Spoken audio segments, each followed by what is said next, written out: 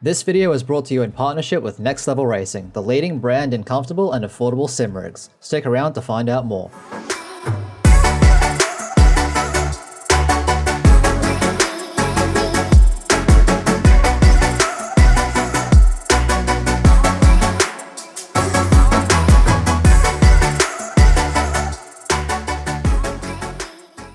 Hello everybody and welcome back to another episode of League Racers Insight, the show that is dedicated to helping you be the fastest that you can be.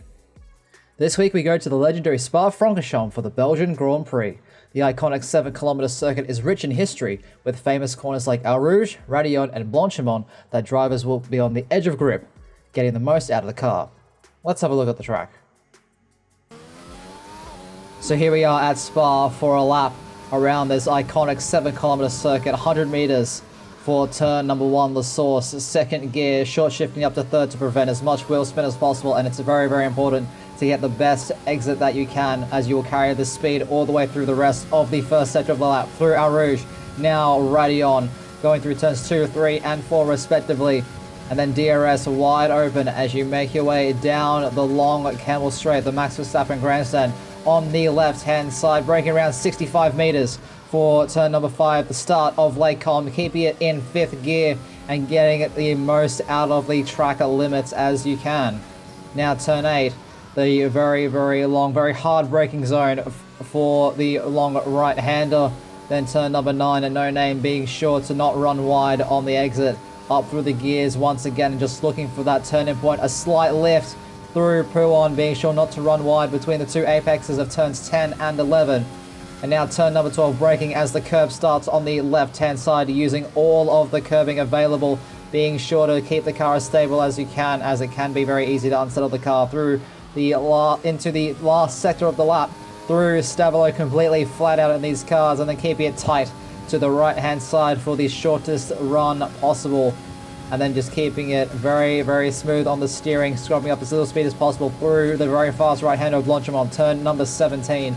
And then you're looking for that braking point for the bus stop chicane around the 100-meter board for turn 18, third gear, keeping it there to prevent the wheel spin, keep the revs low, and then up through the gears once again. That's a lap around Spa. The recommended strategy for this track is the softs to the mediums. Since tyre wear isn't a major concern here, using the two softer compounds is the fastest way to get the most out of the car and the tyres.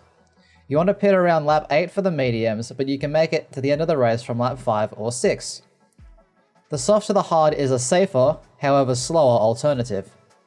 We would only recommend using this strategy if there is an early safety car.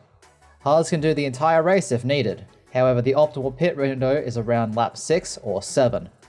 Before we go, we would like to give you guys a few tips and tricks to help around this circuit. Be sure to practice pushing the car within the track limits. The track limits can be difficult to abide by at corners like Radillon, No Name and Pouon. Knowing how to get the most out of the car without exceeding the track limits is crucial for achieving the lap time. ERS can be difficult to retain. While not as difficult as Hungary last week, ERS is still difficult to manage in dry conditions. Use it sparingly, and when going for the overtake, know when to commit. Undercuts have shown to be very powerful in the past. Consider this when trying to overtake your rivals or break DRS. Your best chances of making a pass are into turns 1, 5, and 18. Overtaking into turns 8 and 12 are also possible. However, it can be challenging, and we would only recommend attempting these if you are already significantly alongside your competitor. Now a word from our partners Next Level Racing. Next Level Racing is your one-stop shop for comfortable and affordable sim rigs. If you're looking to take your sim racing experience to the next level, click the link in the description below and check out their range of rigs. They have options regardless of price point. Once again, we thank them in supporting us grow the sim racing community. That is all the time we have for today. We hope you found this helpful, and we will see you next week when we head to the Temple of Speed for the Italian Grand Prix.